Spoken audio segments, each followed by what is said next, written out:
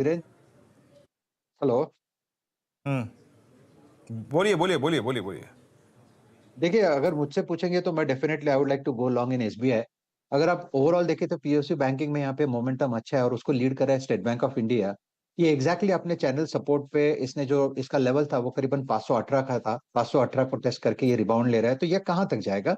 आपको swing trading करनी है तो आपका टारगेट होगा 10 रुपए ऊपर। तो it's a buy in SBI above 528 in future. आपका स्टॉप लॉस होगा कम से कम 6 रुपए का। सामने टारगेट सेट करे स्विंग ट्रेडिंग का 540 का। तो स्विंग ट्रेडिंग खेलनी है तो मुझे लगता है एसबीआई के साथ जाऊंगा मैं। ओके, तो ये फिलहाल एक ट्रेड आपके लिए एसबीआई में इस समय बनता हुआ दिखाई दे रहा है। अच्छा, फटाफट से दिखाइएगा ये global markets.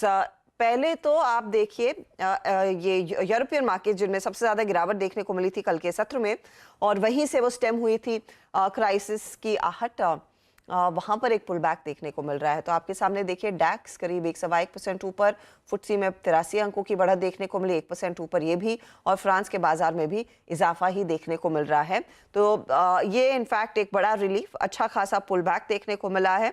Banking stocks recover करते हुए दिखाई दे रहे हैं। इनफैक्ट क्रेडिट स्विस का शेयर खुद उछाल दिखा रहा है, नियरली 30% का इजाफा बनता हुआ दिखाई दिया। और स्विस नेशनल बैंक ने जो इनको राहत डोल आउट की है उसके बाद डाउ फ्यूचर्स की तरफ से जो इशारा है वो भी तेजी का ही बन रहा है।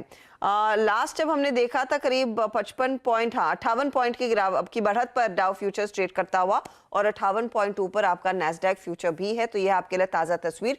ग्लोबल मार्केट्स में आज एक रिलीफ रैली देखने को मिल रही है। मयूरेश, एक पुलबैक ट्रेड जरूर देखने को मिला है ग्लोबली, शायद भारतीय बाजार भी इसीलिए सेकेंड हाफ में सस्टेन करें। काफी वॉलेटिलिटी है। आपने क्या ट्रेड पकड़ा है, क्या एडवाइस करेंगे इस समय?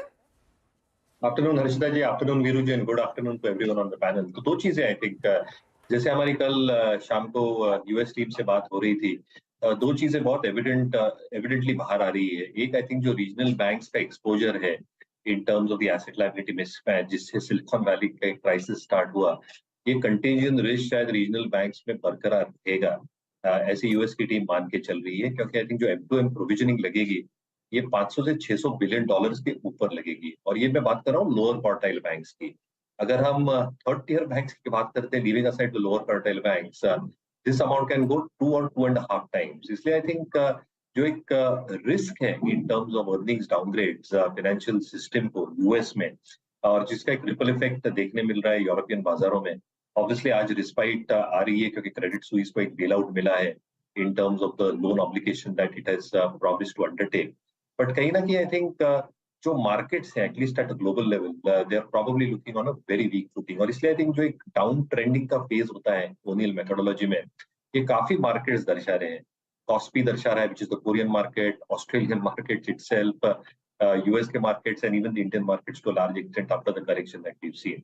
जो पॉकेट्स ऑफ स्ट्रेंथ है Harshada ji, I think in this entire fall that we have probably seen, और जो कंटिन्यू हो सकते हैं अर्निंग्स के हिसाब से, क्योंकि अर्निंग्स एक बहुत इंपॉर्टेंट ट्रिगर रहेगा चुनिंदा सेक्टर्स और स्टॉक्स को ड्राइव करने के लिए in spite of this volatility. तीन सेक्टर्स उभर के आएंगे इन दिस कमिंग क्वार्टर और next 2 quarters in terms of earnings momentum. एक कैपिटल गुड इंफ्रास्ट्रक्चर, जिसकी हम बात बार बार कर रहे हैं, यहाँ पे अर्निंग्स का तड़का कंटिन्यू होगा।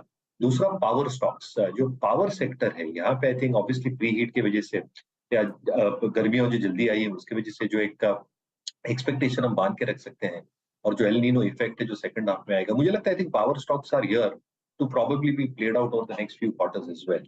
और तीसरा सीमेंट एज अ स्टोरी। तो मुझे लगता है आई थिंक जो पिछले तिमाही के नंबर्स थे, थोड़ी इन्वेंट्री पुश थ्रू की थी मार्केट्स में, बट क्योंकि हाई ग्रेड मीडियम ग्रेड कोल के प्राइसेस कम हुए हैं, लॉजिस्टिक कॉस्ट कम हुई है, कैप्टिव पावर यूज हो रहा है, और ये अडानी क्राइसिस की वजह से शायद अबूज और एसीसी की एक्सपेंशन ना हो, इसके लिए यूटिलाइजेशन लेवल्स और ऑपरेटिंग लेवरेज बैलेंस शीट्स पे फोर्थ क्वार्टर में प्ले आउट होंगे और क्वार्टर 1 में भी। तो मुझे लगता है ये तीन सेक्टर्स पर हर्षा जी बिल्कुल फोकस करना चाहिए at this point of time, as I said, because of the volatility, we are extremely cautious on the markets, looking at global macros, जिसका रिपल इफेक्ट शायद इंडियन मार्केट्स देख। बस रिपल इफेक्ट तो आएगा ही, लेकिन स्टॉक स्पेसिफिक्स पर ध्यान दीजिए, पोर्टफोलियो बिल्ड कीजिए, लॉन्ग